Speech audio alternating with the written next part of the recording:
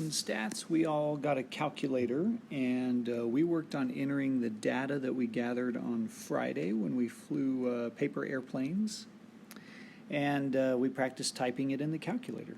So I thought we'd use this other data set that I typed up from our book. It's a good example. So the way that you find a mean, let's go ahead and address that question, is identical to how you found the mean back in middle school or even elementary whenever you first learned it. So you add up all the observations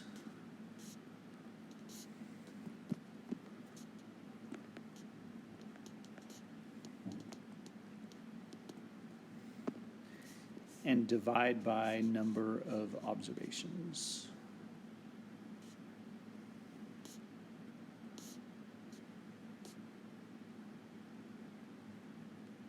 So that weird formula you see typed on your page right below this is the formula for getting the mean, the average.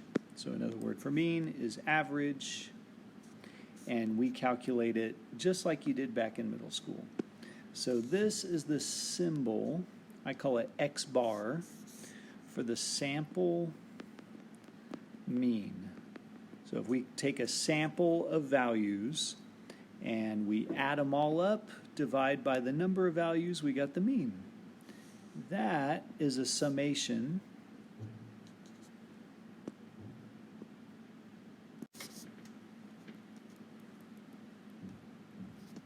It's the capital Greek letter for sigma, but in Math World, it just means add up. So it takes all the observations that I resembles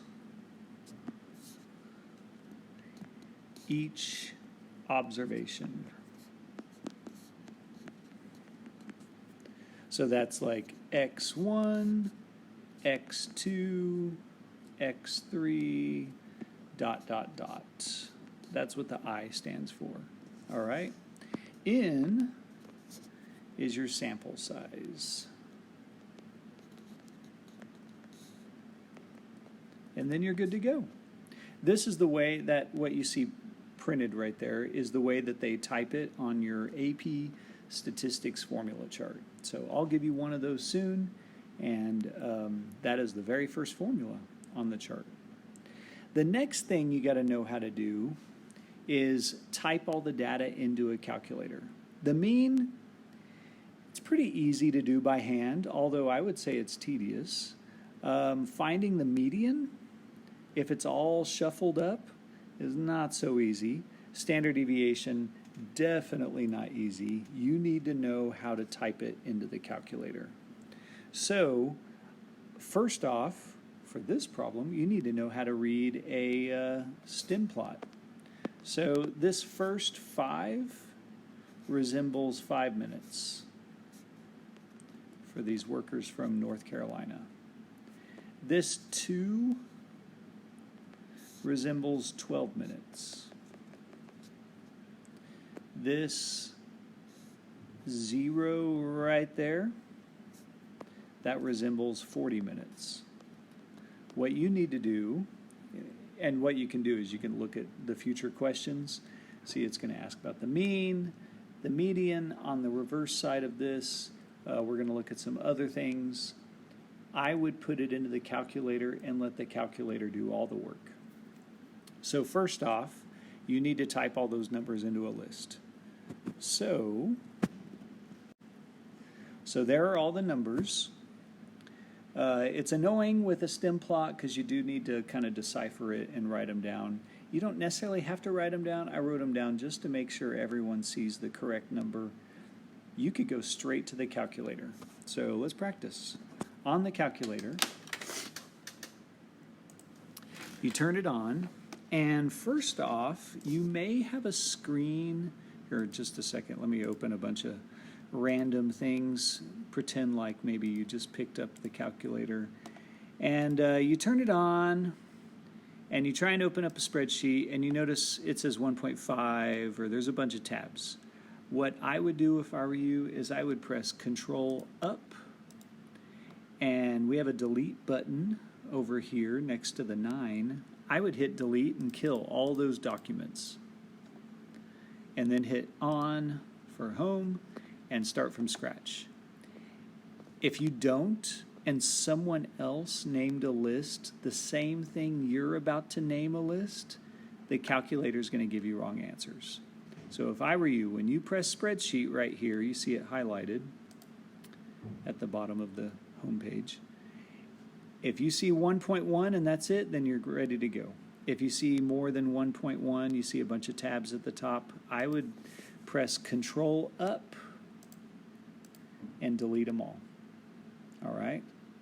Next step, open your spreadsheet. Once again, it's highlighted at the bottom down there. And you have to name your list. So I typically always name my list A, because I'm boring, and the name of the column is also A, and that way there's no confusion. And you want to type in all your values. So we had 4 10s,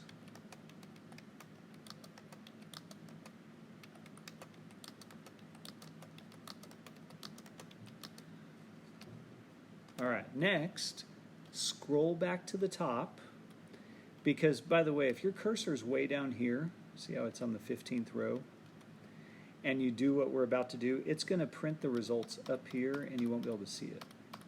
So scroll back up to the first column. Notice my second row is empty. Don't type anything there. You press Menu, Stats, Stat Calc, 1var Stats. All right, one more time. Menu, Stats, Stat Calc, 1var Stats. You press OK. I only have one list. And the only thing you edit is X1 list. You want to type the name that you created. I called it A, so I type A. And then there's a tab button on the left side of the calculator. See it in red over there? If you press the tab button, you can cruise through all these cells really quick and click OK. And you have a ton of statistics to look at. Here's our mean, our sample mean, 22.4667. Standard deviation, we'll talk about that later.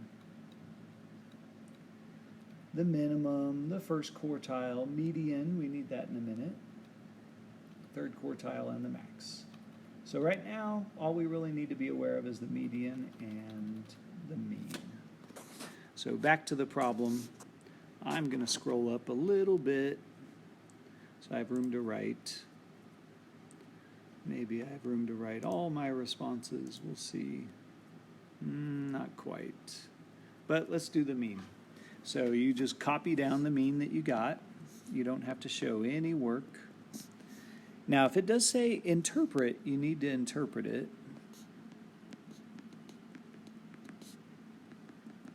It doesn't say it, but I'll write it. On average, it takes these North Carolina workers 22.47 minutes to get to work.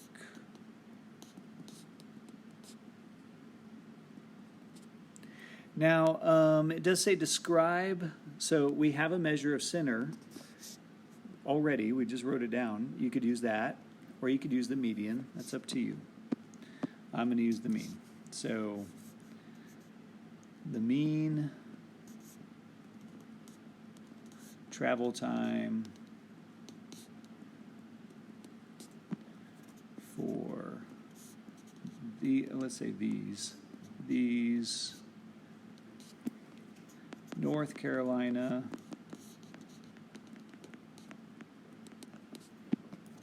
workers to get to work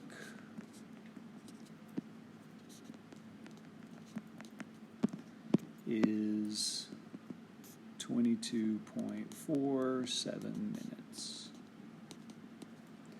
I do see something unusual. 60 is a possible outlier.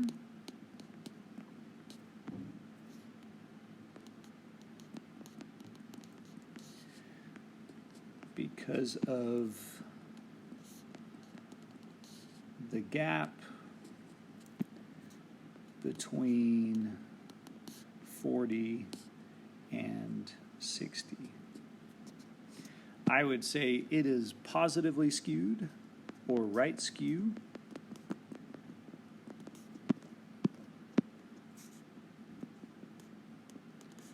With a peak at 10 to 19. And it ranges from 5 to 60 minutes. All right, that was review, part B, other than doing the mean. It was a little redundant when I described it on part A, but oh well. Part C, the Inspire is pretty cool. You can go down here, highlight a value. I'm going to press delete, and it auto-corrects. The new mean without 60 drops to 1978. New mean excluding 60 is 19.7857. This is because 60 is most likely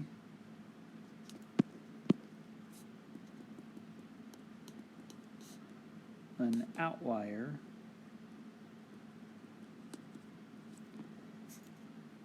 and was making the mean greater than the median. Now, you don't really know that concept yet. We'll talk about it at the bottom of the page and on the next page. But it gives you a little bit of insight about the mean and what it stands for.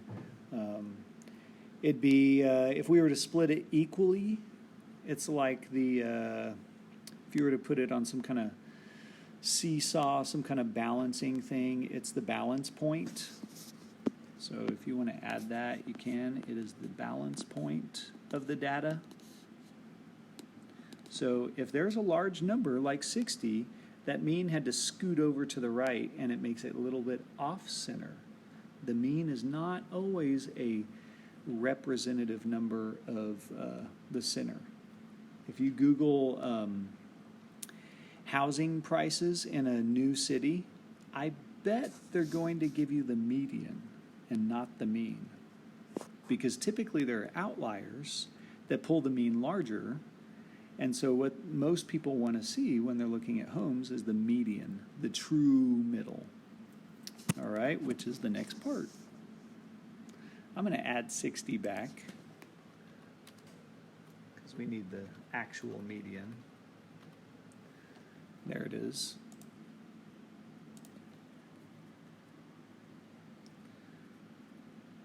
And it is the midpoint, the median. It's the 50th percentile.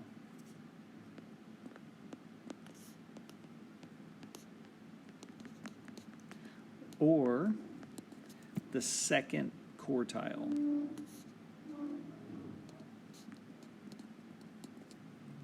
In this case, the median was 20. All right. That was all we did today. See y'all later.